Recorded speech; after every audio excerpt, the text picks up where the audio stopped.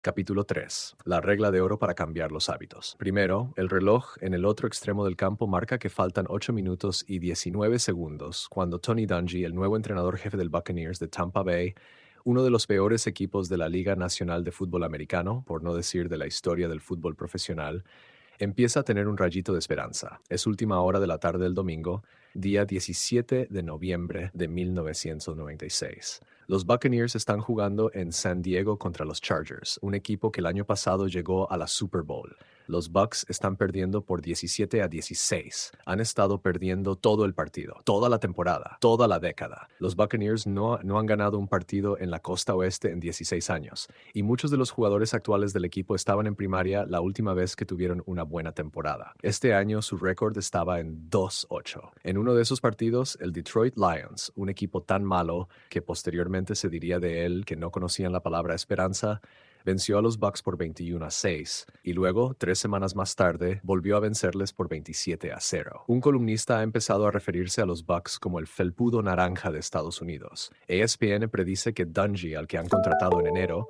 podría ser despedido antes de finalizar el año. No obstante, en la línea de banda, Dungy, al ver cómo se reorganiza su equipo para la próxima jugada, siente que por fin empieza a despuntar el sol entre las nubes. No sonríe, nunca manifiesta sus emociones durante el partido, pero está sucediendo algo en el campo, algo para lo que ha estado trabajando durante años. Mientras le llueven los abucheos de las 50,000 personas del estadio, Tony Dungy ve algo que nadie más ve, la prueba de que su plan está empezando a dar resultado. Tony Dungy había esperado una eternidad para conseguir este puesto. Durante 17 años había rondado por las líneas de banda como ayudante del entrenador, primero en la Universidad de Minnesota, luego con el Pittsburgh Steelers, después con el Kansas City Chiefs, luego volvió a Minnesota con el Vikings. En los últimos 10 años le habían entrevistado 4 veces para ocupar puestos de entrenador jefe con los equipos de la NFL. En ninguna ocasión le fue bien. Parte del problema era su filosofía de entrenamiento. En sus entrevistas de trabajo había explicado pacientemente su creencia de que la clave para ganar era cambiar los hábitos de los jugadores. Pretendía que los jugadores no tuvieran que tomar tantas decisiones durante el partido. Quería que reaccionaran automáticamente, de forma habitual. Si podía inculcarles los hábitos correctos a los jugadores, su equipo ganaría. Punto final. Los campeones no hacen cosas extraordinarias, explicó Dungy. Hacen cosas ordinarias, pero las hacen sin pensar, demasiado deprisa para que el equipo contrario pueda reaccionar. Siguen los hábitos que han aprendido. ¿Cómo?, le preguntaban los propietarios. ¿Vas a crear esos nuevos hábitos? Oh, no. Él no iba a crear nuevos hábitos, respondía Dungy. Los jugadores se han pasado la vida forjando los hábitos que los han conducido a la NFL. Ningún deportista abandonará esos patrones simplemente porque se lo diga un nuevo entrenador. Por eso, en lugar de crear nuevos hábitos, Dungy iba a cambiar las viejas costumbres de los jugadores. Y el secreto para cambiar los viejos hábitos era usar lo que ya había en las cabezas de los jugadores. Los hábitos son un bucle de 3 pasos: la señal, la rutina y la recompensa. Y Dungy solo quería abordar el paso intermedio, la rutina. Por experiencia sabía que era más fácil convencer a alguien para que adoptara una nueva conducta si había algo familiar al principio y al final. Su estrategia de entrenamiento implicaba un axioma, la regla de oro para cambiar los hábitos, que todos los estudios han demostrado que es una de las herramientas más poderosas para generar cambios. Dungy reconoció que jamás podemos acabar de eliminar las malas costumbres. En su lugar, para cambiar un hábito es necesario conservar la señal y la recompensa de siempre, pero insertar una nueva rutina. Esta es la regla. Si usamos la misma señal y proporcionamos la misma recompensa, podemos cambiar la rutina y cambiar el hábito. Casi todas las conductas se pueden transformar si la señal y la recompensa siguen siendo las mismas. La regla de oro ha funcionado en tratamientos contra el alcoholismo, la obesidad, los trastornos obsesivo-compulsivos y otros cientos de conductas destructivas, y comprenderla puede ayudar a cualquier persona a cambiar sus viejas costumbres. Los intentos para dejar de picotear entre horas, por ejemplo, suelen fracasar a menos que una nueva rutina satisfaga las viejas señales y recompensas. Una fumadora normalmente no puede dejar de fumar a menos que encuentre alguna actividad para reemplazar el tabaco cuando se activa su deseo de nicotina. Dungy explicó 4 veces su filosofía basada en los hábitos a los dueños de los equipos. 4 veces le escucharon educadamente, le dieron las gracias por haberles dedicado su tiempo y contrataron a otro, hasta que en 1996 le llamaron del patético Buccaneers. Dungy voló hasta Tampa Bay, una vez más expuso su plan sobre cómo ganar. Al día siguiente, después de la última entrevista, le ofrecieron el puesto. La regla de oro para cambiar los hábitos. No podemos eliminar los malos hábitos, solo cambiarlos. Rutina, recompensa, señal, rutina, recompensa, señal. ¿Cómo funciona? Utilizar la misma señal, mantener la misma recompensa, cambiar la rutina. El sistema de Dungy acabó transformando al Bucks en uno de los equipos con más victorias de la liga. Sería el único entrenador de la historia de la NFL en llegar a los playoffs, partidos eliminatorios, durante 10 años consecutivos. El primer entrenador afroamericano en ganar una Super Bowl y una de las figuras más respetadas del deporte profesional. Sus técnicas de entrenamiento se utilizarían en toda la liga y en el resto de los deportes. Su método ayudaría a aclarar cómo podemos cambiar nuestros hábitos. Pero todo eso vendría más adelante. Hoy, en San Diego, Dungy solo pretendía ganar. Desde la línea de banda, Dungy mira el reloj. Faltan 8 metros y 19 esis. Los Bucks han ido rezagados todo el partido y han perdido una oportunidad tras otra como solían hacerlo. Si su defensa no hace algo ahora mismo, el partido habrá concluido definitivamente. El San Diego tiene el balón en su propia línea de 20 yardas y el quarterback mariscampo de los Chargers, Stan Humphries, se está preparando para dirigir un drive que pondrá fin al partido. El reloj del campo se pone en marcha de nuevo y Humphries está listo para recoger el snap, pase del balón entre las piernas. Pero Dungy no está mirando a Humphries, sino cómo sus jugadores se alinean en una formación que han estado perfeccionando durante meses. Tradicionalmente, el fútbol es un juego de fintas y contrafintas, trampas de juego y escaramuzas. Los entrenadores con los libros de jugadas más extensos y los esquemas más complicados suelen ser los que ganan. Dungy, sin embargo, ha optado por lo contrario. No le interesa la complicación ni crear confusión. Cuando los jugadores de su defensa se alinean, es evidente para todos qué jugada van a realizar. Dungy ha optado por este enfoque porque teóricamente no necesita escaramuzas. Sencillamente necesita que su equipo sea el más rápido. En fútbol, las milésimas de segundos cuentan. De modo que, en lugar de enseñar a sus jugadores cientos de formaciones, les ha enseñado solo unas pocas, pero las han practicado una y otra vez hasta que se han vuelto automáticas. Cuando su estrategia funciona, sus jugadores se pueden mover a una velocidad imposible de superar, pero solo cuando funciona. Si los jugadores piensan demasiado o dudan o conceden una oportunidad a sus instintos, falla el sistema. Y hasta el momento, sus jugadores han sido un desastre. No obstante, esta vez, cuando los Bucks se están alineando en la de 20 yardas, ha sucedido algo diferente. Vamos a Regan Upshaw, un defensive end extremo ofensivo de los Buccaneers, que se ha acomodado en la posición en 3 puntos en la línea de scrimmage, línea imaginaria que marca la posición de la pelota al inicio de la jugada. En vez de mirar adelante y atrás de la línea para intentar absorber la máxima información posible, Upshaw solo está pendiente de las señales en las que han enseñado a concentrarse. Primero, mira el pie externo del lineman contrario. Los dedos de sus pies apuntan hacia atrás, lo que significa que se está preparando para bloquear cuando el quarterback haga el pase. A continuación, Upshaw mira los hombros del lineman, ligeramente rotados hacia adentro, y al espacio que hay entre él y el siguiente jugador, un poquito más estrecho de lo que pensaba.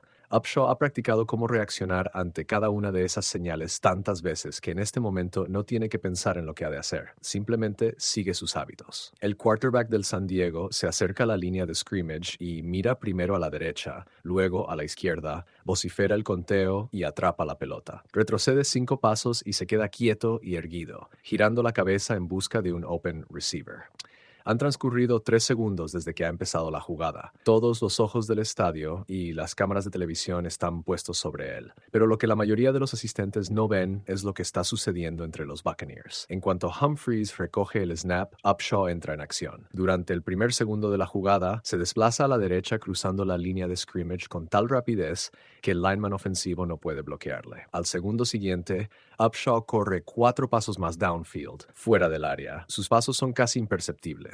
Al segundo siguiente, se acerca 3 zancadas al quarterback. Su dirección es imposible de predecir para el lineman ofensivo. Cuando el juego ya está en el cuarto segundo, Humphries, el quarterback del San Diego, se queda repentinamente expuesto. Duda, ve a Upshaw por el rabillo del ojo, y entonces es cuando comete su error. Empieza a pensar. Humphries ve a un compañero de equipo, un tight end novato llamado Brian Roach, a 20 yardas downfield. Hay otro receiver del San Diego mucho más cerca haciéndole gestos con los brazos pidiéndole la pelota. El pase corto es la opción segura. Por el contrario, Humphries, al estar bajo presión, hace un análisis de una décima de segundo, levanta los brazos y lanza la pelota a Roach.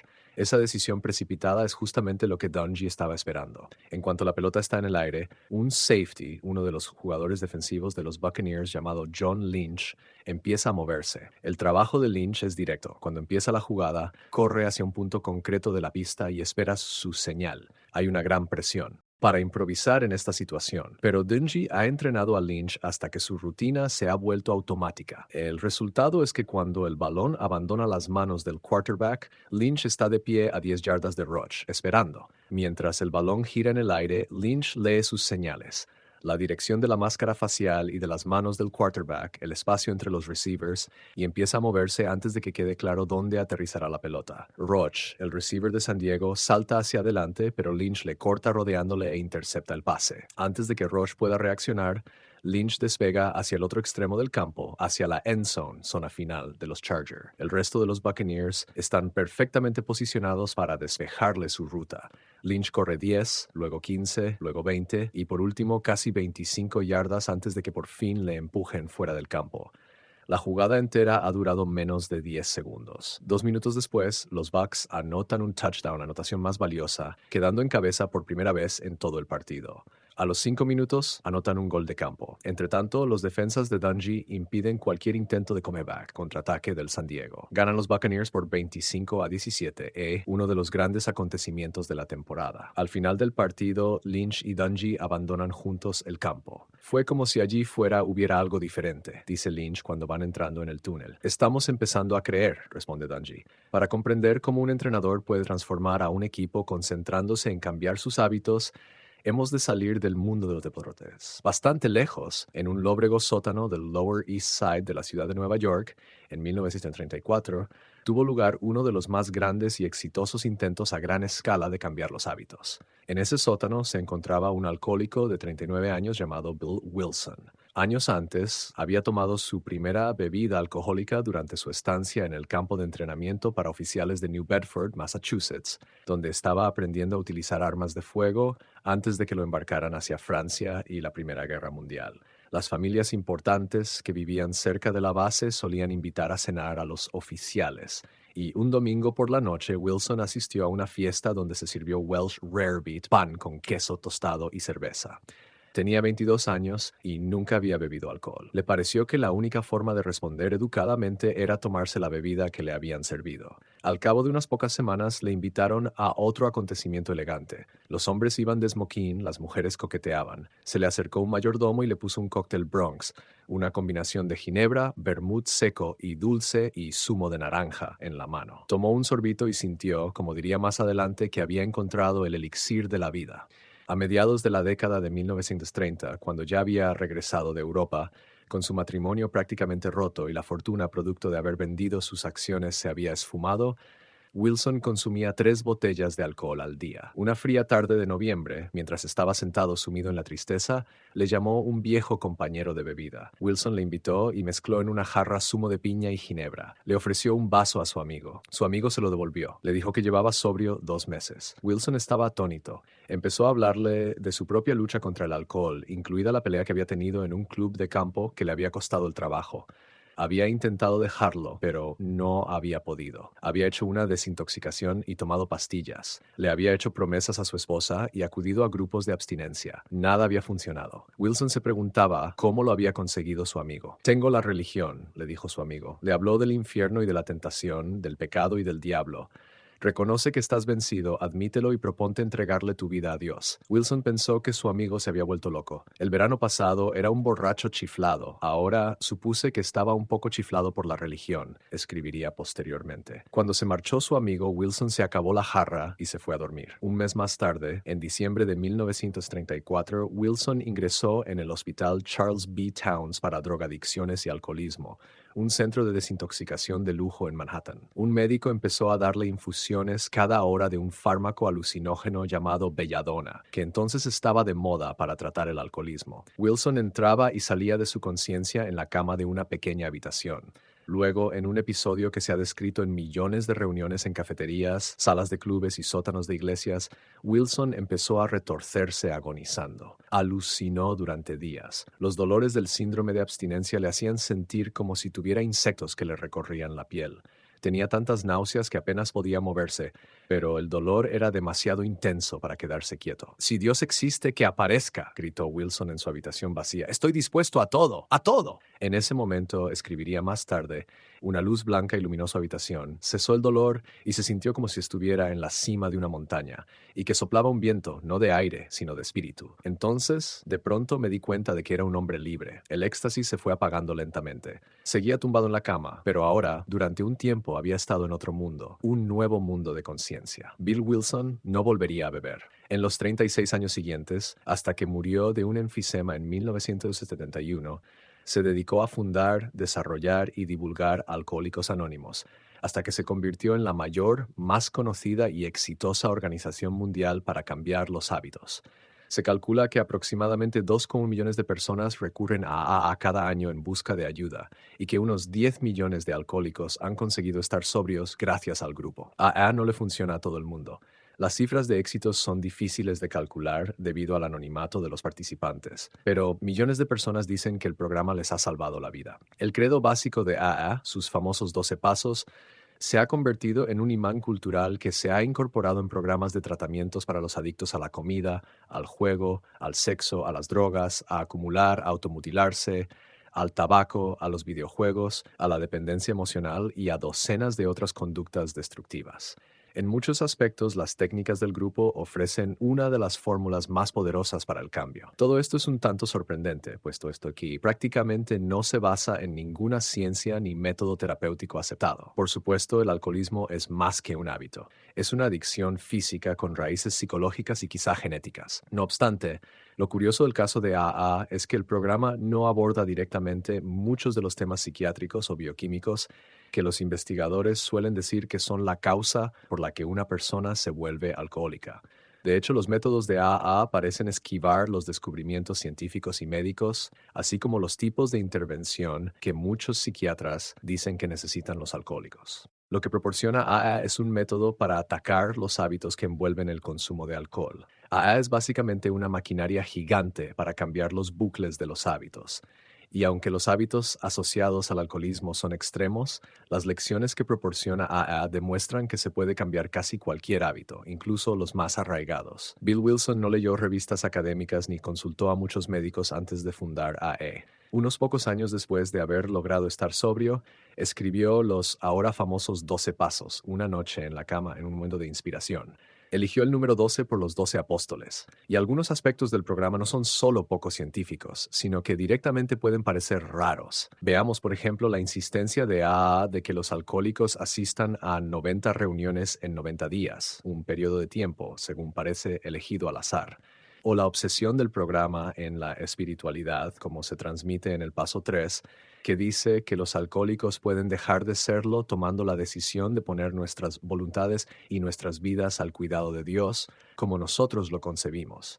En 7 de los 12 pasos se menciona Dios o la espiritualidad, lo que suena extraño para un programa fundado por alguien que una vez fue agnóstico y que durante casi toda su vida había sido abiertamente contrario a la religión organizada. Las reuniones de AA no tienen una planificación rigurosa, más bien suelen comenzar cuando un miembro cuenta su experiencia, tras la cual se agregan otros. No hay profesionales que moderen las conversaciones y hay pocas reglas sobre cómo se supone que han de funcionar las reuniones. En las últimas 5 décadas, en las que se ha producido una revolución en casi todos los aspectos de la psiquiatría e investigaciones sobre las adicciones, debido a los descubrimientos de las ciencias de la conducta, la farmacología y nuestra comprensión sobre el cerebro, AA ha permanecido congelada en el tiempo. Debido a la falta de rigor del programa, los académicos e investigadores suelen criticarlo. El hincapié que hace AA en la espiritualidad, han dicho algunos, lo convierte más en un culto que en un tratamiento. En los últimos 15 años, sin embargo, se ha empezado a reevaluarlo. Ahora, los investigadores dicen que los métodos del programa ofrecen lecciones valiosas.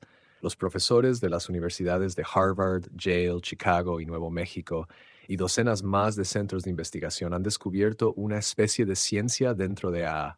similar a la que usó Tony Dungy en el campo de juego. Sus descubrimientos acreditan la regla de oro del cambio de hábitos. AA tiene éxito porque ayuda a los alcohólicos a utilizar las mismas señales y conseguir las mismas recompensas, pero cambia la rutina. Los investigadores dicen que AA funciona porque el programa obliga a la gente a identificar las señales que propician sus hábitos alcohólicos y luego las ayuda a hallar nuevas conductas. Cuando Cloud Hopkins estaba vendiendo Pepsodent, encontró la manera de crear un nuevo hábito activando una nueva ansia. Pero para cambiar un viejo hábito, has de fomentar una vieja ansia. Has de mantener las mismas señales y recompensas de antes y alimentar el deseo insertando una nueva rutina. Veamos los pasos 4. Sin miedo, hicimos un minucioso inventario moral de nosotros mismos. Y 5. Admitimos ante Dios, ante nosotros mismos y ante otro ser humano la naturaleza exacta de nuestros defectos. No es evidente por el modo en que están escritos, pero para completar esos pasos, alguien ha de crear una lista de todos los desencadenantes de los impulsos de los alcohólicos, dice I. Scott Tonigan, un investigador de la Universidad de Nuevo México que ha estudiado AA durante más de una década. Cuando haces inventario sobre ti mismo, estás descubriendo todas las causas que te hacen beber y admitir ante otra persona todas las cosas que has hecho mal. Es una buena forma de ser consciente de los momentos donde todo se descontrola. Luego, EI les pide a los alcohólicos que busquen las recompensas que les ofrece el alcohol. ¿Qué deseos, pregunta el programa, son los que crean tu bucle del hábito? Con frecuencia, la propia embriaguez no forma parte de la lista. Los alcohólicos ansían una copa porque les ofrece una vía de escape para relajarse, encontrar compañía, calmar la ansiedad, una oportunidad para liberar emociones. Pueden tener ganas de tomar un cóctel para olvidar sus preocupaciones, pero no necesariamente anhelan estar borrachos. Los efectos físicos del alcohol suelen ser una de las partes menos gratificantes de beber para los adictos. Hay un elemento hedonista en el alcohol, dice Ulf Mueller, un neurólogo alemán que ha estudiado la actividad cerebral entre los alcohólicos. Pero la gente también utiliza el alcohol porque quiere olvidar algo o satisfacer otros deseos.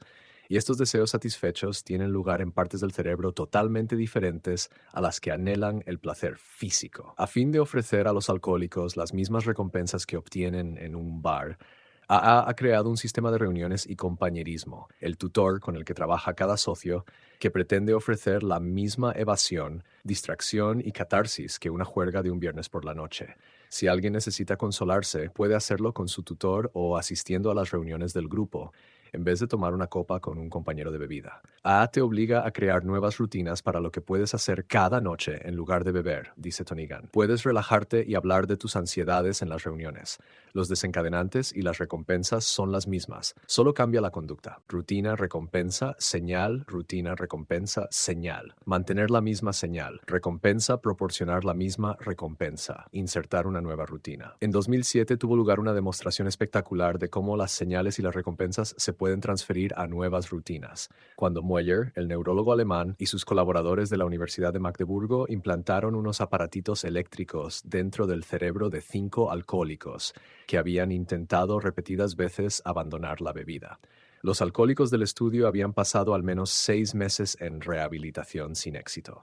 Uno de ellos se había sometido a más de 60 programas de desintoxicación. Los dispositivos que les implantaron en la cabeza estaban situados dentro de sus ganglios basales, la misma parte del cerebro donde los investigadores del MIT hallaron el bucle del hábito, y emitían una carga eléctrica que interrumpía la recompensa neurológica que desencadenaba los deseos habituales. Cuando los hombres se recuperaron de sus operaciones, fueron expuestos a señales que anteriormente hubieran desencadenado sus impulsos alcohólicos, como fotos de cerveza o ir a un bar. Normalmente les habría sido imposible resistirse a beber, pero los dispositivos que les habían implantado anularon los deseos neurológicos de todos ellos. No probaron ni una gota. Uno de ellos me dijo que el deseo había desaparecido en cuanto lo conectamos, dijo Mueller. Luego, cuando lo apagamos, regresó inmediatamente. No obstante, erradicar los deseos neurológicos de los alcohólicos no fue suficiente para terminar con sus hábitos de bebedores. 4 de ellos volvieron a caer al poco tiempo de la operación,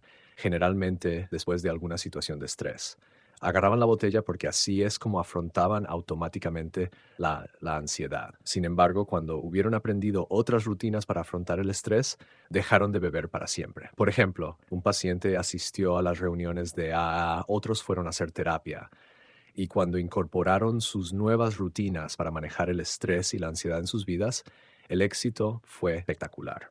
El hombre, que se había sometido a 60 tratamientos de desintoxicación, no volvió a beber. Los otros dos pacientes habían empezado a beber a los 12 años, a los 18 eran alcohólicos, bebían todos los días y ahora hace 4 años que no han probado el alcohol. Obsérvese cómo se acerca este estudio a la regla de oro del cambio de hábito. Incluso tras haber cambiado los cerebros de los alcohólicos a través de la cirugía, eso no fue suficiente. Las viejas señales y deseos de recompensa seguían estando presentes, al acecho. Los alcohólicos solo cambiaron definitivamente cuando aprendieron nuevas rutinas que recurrían a los antiguos desencadenantes y proporcionaban un consuelo familiar. Algunos cerebros son tan adictos al alcohol que solo la cirugía puede remediarlo, dijo Mueller. Pero esas personas también necesitan formas nuevas de afrontar la vida. AA proporciona un sistema similar y menos invasivo para incluir rutinas nuevas en los viejos bucles de los hábitos. A medida que los científicos han empezado a comprender cómo funciona AA, han empezado a aplicar los métodos del programa a otros hábitos, como las pataletas de los niños de 2 años, la adicción al sexo e incluso tics de conducta de menor importancia. Con la expansión de los métodos de AE, estos se han ido refinando en terapias que se pueden utilizar para cortar con casi cualquier patrón. En verano de 2006, una graduada de 24 años llamada Mandy entró en el Centro de Asesoramiento de la Universidad Estatal de Mississippi. Durante casi toda su vida se había mordido las uñas. Se las mordía hasta hacerse sangre. Mucha gente se muerde las uñas. No obstante, para los que tienen este vicio crónico, es un problema a otra escala. Mandy se las solía morder hasta arrancárselas de la piel. Tenía las yemas de los dedos cubiertas de costras. Las yemas se habían vuelto redondas sin uñas que las protegieran, y a veces sentía cosquilleo o picor, un signo de que el nervio estaba dañado. Este hábito de morderse las uñas había deteriorado su vida social. Se sentía tan incómoda cuando estaba con sus amistades que se metía las manos en los bolsillos y, cuando tenía una cita, cerraba los puños. Había intentado terminar con este hábito pintándose las uñas con esmaltes que tuvieran mal sabor o prometiéndose, a partir de ahora mismo, que reuniría la suficiente fuerza de voluntad para dejarlo. Pero en cuanto empezaba a hacer deberes o a ver la televisión, terminaba con los dedos en la boca. El centro de asesoramiento remitió a Mandy a un estudiante de psicología que estaba haciendo su doctorado y que estudiaba un tratamiento conocido como entrenamiento de inversión de hábito. El psicólogo estaba bien versado en la regla de oro para cambiar los hábitos. Sabía que cambiar el hábito de Mandy requería insertar una nueva rutina en su vida. ¿Qué sientes justo antes de llevarte la mano a la boca para morderte las uñas?, le preguntó. Un poco de tensión en mis dedos, dijo ella. Me duele un poco aquí en el borde de la uña. A veces me reviso el pulgar buscando padrastros y cuando noto algo me lo llevo a la boca. Voy dedo a dedo y me muerdo todos los bordes que noto ásperos. Cuando empiezo, tengo que hacerlo en todos. Preguntar a los pacientes qué es lo que desencadena su conducta habitual se denomina entrenamiento de conciencia y, al igual que la insistencia de AA para forzar a los alcohólicos a reconocer sus señales, es el primer paso en el entrenamiento de inversión de hábito. La tensión que sentía Mandy en sus uñas era la señal para el hábito de mordérselas. La mayoría de los hábitos de las personas son tan antiguos que ya no prestan atención a lo que se los ha provocado, dice Brad Dufresne, quien trató a Mandy. He tenido tartamudos y les he preguntado qué palabras o situaciones desencadenan su tartamudez, y no lo saben porque hace mucho tiempo que dejaron de fijarse en ello. A continuación, el terapeuta le pidió a Mandy que le dijera por qué se mordía las uñas. Al principio le costaba encontrar las razones. No obstante, a medida que fueron conversando, se le fue aclarando que se las mordía cuando estaba aburrida. El terapeuta la hizo ponerse en algunas situaciones típicas, como ver la televisión y hacer los deberes, y empezaba a mordérselas. Ella le dijo que cuando había acabado con todas sus uñas sentía una ligera sensación de realización personal.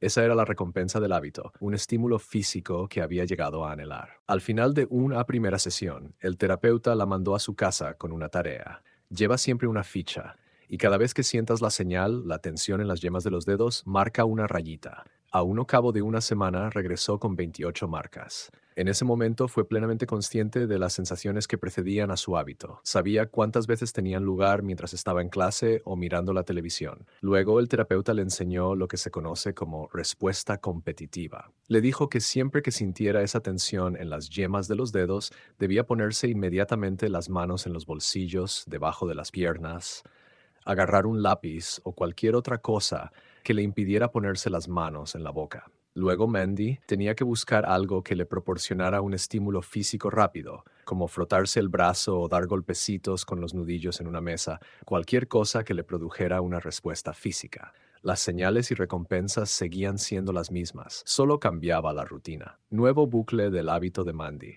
Practicaron en la consulta del terapeuta durante casi 30 minutos y Mandy se fue a casa con una nueva tarea, continuar con la ficha, pero ahora tendría que poner una marca cuando sintiera la tensión en las yemas de los dedos y dibujar una almohadilla cada vez que superara el hábito. Al cabo de una semana, Mandy se había mordido las uñas solo 3 veces y había usado la respuesta competitiva 7 veces. Se recompensó con una manicura, pero siguió usando las fichas. Al cabo de un mes, había desaparecido su hábito. Las rutinas competitivas se habían vuelto automáticas. Un hábito había sustituido al otro. Parece ridículamente simple, pero cuando eres consciente de cómo actúa tu hábito, cuando reconoces las señales y las recompensas, has conseguido superar la mitad del problema, me dijo Nathan Atherin, uno de los que habían desarrollado la terapia del entrenamiento de inversión de hábito. Parece que tendría que ser más complicado. Lo cierto es que el cerebro se puede reprogramar. Basta con que te lo propongas. En la actualidad, la terapia de inversión de hábitos se utiliza para tratar los tics verbales y físicos, la depresión, el tabaquismo, la ludopatía, la ansiedad, mojar la cama, la indecisión, los trastornos obsesivo-compulsivos y otros problemas de la conducta. Y sus técnicas ponen de manifiesto uno de los principios fundamentales de los hábitos. Con frecuencia no acabamos de entender las ansias que controlan nuestras conductas hasta que nos dedicamos a observarlas. Mandy nunca se había dado cuenta de que era el deseo de sentir un estímulo físico lo que estaba provocando que se mordiera las uñas, pero cuando hubo diseccionado el hábito, le fue fácil encontrar una nueva rutina que le proporcionara la misma recompensa. Por ejemplo, ¿quieres dejar de picotear cuando estás en el trabajo? ¿Es satisfacer el hambre la recompensa que estás buscando? ¿O se trata de interrumpir el aburrimiento? Si comes algo para hacer una pausa, puedes encontrar fácilmente otra rutina, como dar un corto paseo o concederte 3 minutos de navegar por Internet, que te proporcione la misma interrupción sin añadirle nada a tu cintura. Si quieres dejar de fumar, pregúntate si fumas porque te gusta la nicotina o porque te proporciona un gran estímulo, te estructura el día o es una forma de socializar. Si fumas porque necesitas un estímulo, los estudios indican que un poco de cafeína por la tarde favorece que lo dejes. Más de 3 docenas de estudios sobre antiguos fumadores han revelado que identificar las señales y las recompensas que asociamos al tabaco y luego elegir nuevas rutinas que nos proporcionen recompensas similares, un Nicorette, una serie rápida de flexiones de brazos o simplemente dedicar unos minutos a hacer estiramientos y a relajarnos, hace que sea más fácil dejarlo. Si identificas las señales y las recompensas, puedes cambiar la rutina, al menos la mayoría de las veces. No obstante, para algunos hábitos hace falta otro ingrediente, la convicción, la regla de oro para cambiar los hábitos. Aquí tenéis las 6 razones por las que todos pensáis que no podéis ganar, les dijo Dungy a sus Buccaneers cuando se convirtió en su entrenador en 1996. Eso fue meses antes de que comenzara la temporada y el equipo estaba sentado en el vestuario. Dungy empezó a enumerar las teorías que todos habían leído en los periódicos o escuchado por la radio. La dirección del equipo era caótica. No se había probado al nuevo entrenador. Los jugadores estaban viciados. A la ciudad no le importaba nada. Los mejores jugadores estaban lesionados. Les faltaba el talento necesario. Esas son las supuestas razones, dijo Dungy. Ahora tenéis el hecho. Nadie podrá con nosotros. Según él mismo explicó, su estrategia era cambiar las conductas de su equipo hasta que actuaran de forma automática. No creía que los Buccaneers necesitaran un libro de jugadas más grueso. No creía que tuvieran que memorizar cientos de formaciones. Bastaba con que aprendieran unos cuantos movimientos clave y siempre los hicieran bien. Sin embargo, la perfección es difícil de alcanzar en el fútbol americano. Cada jugada que realizas en el fútbol americano, cada jugada, alguien te la desbarata, dijo Herm Edwards, uno de los segundos entrenadores de Dungy en Tampa Bay. La mayoría de las veces no es algo físico, es mental. Los jugadores fallan cuando empiezan a pensar demasiado o a cuestionarse sus jugadas. Lo que quería Dungy era eliminar la toma de decisiones durante el partido, y para ello tenían que reconocer sus hábitos y aceptar nuevas rutinas. Empezó por observar cómo jugaba su equipo.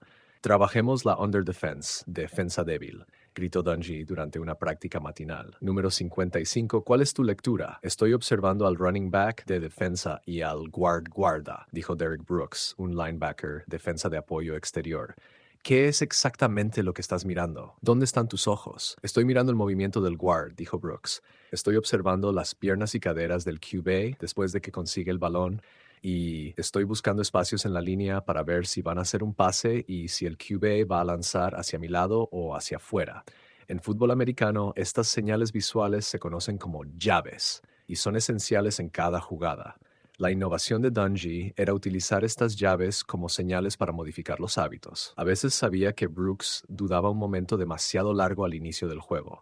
Tenía que pensar en tantas cosas. Iba a salir el guard de la formación, indica del running back que se está preparando para correr o para hacer un pase, que eso a veces le retrasaba. La meta de Dungy era liberar la mente de Brooks de todos esos análisis. Al igual que Alcohólicos Anónimos, utilizó las mismas señales a las que Brooks estaba acostumbrado, pero le cambió las rutinas, hasta que al final se produjeron de manera automática. Quiero que utilices las mismas llaves, le dijo a Brooks, pero al principio concéntrate solo en el running back. Eso es todo. Hazlo sin pensar. Cuando estés en posición, entonces empieza a buscar al QB. Esto fue un cambio relativamente modesto. Los ojos de Brooks se fijaban en las mismas señales, pero en vez de mirar a muchos sitios a la vez, Dungy le dio una secuencia y le dijo con antelación la opción que debía elegir en cada llave. Lo fantástico de este sistema es que eliminaba la necesidad de tomar decisiones. Le permitió a Brooks moverse más deprisa porque todo lo que hacía era una reacción y al final un hábito, en lugar de una decisión. Dungy dio instrucciones similares a todos los jugadores y les hizo practicar innumerables veces todas las formaciones. Le costó casi un año instaurar los nuevos hábitos. El equipo perdió los primeros partidos, que eran los más fáciles. Los columnistas deportivos se preguntaban por qué los Bucks estaban malgastando tanto tiempo en chorradas psicológicas, pero gradualmente empezaron a mejorar. Al final, los patrones se volvieron tan familiares para los jugadores que los realizaban automáticamente en cuanto pisaban el campo. En la segunda temporada de Dungy como entrenador, los Bucks ganaron sus primeros 5 partidos y fueron a los playoffs por primera vez en 15 años.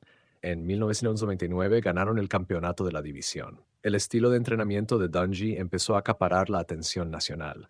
Los medios deportivos se enamoraron de su tono de voz suave, su piedad religiosa y de la importancia que daba a equilibrar el trabajo y la familia. Las historias que contaba la prensa hablaban de que llevaba a sus hijos Eric y Jamie al estadio para que estuvieran durante los entrenamientos. Hacían los deberes en el despacho de Dungy y recogían toallas en los vestuarios. Parecía que por fin había llegado el éxito. En el 2000, los Bucks volvieron a ir a los playoffs y de nuevo en 2001. Ahora sus seguidores llenaban cada semana el estadio.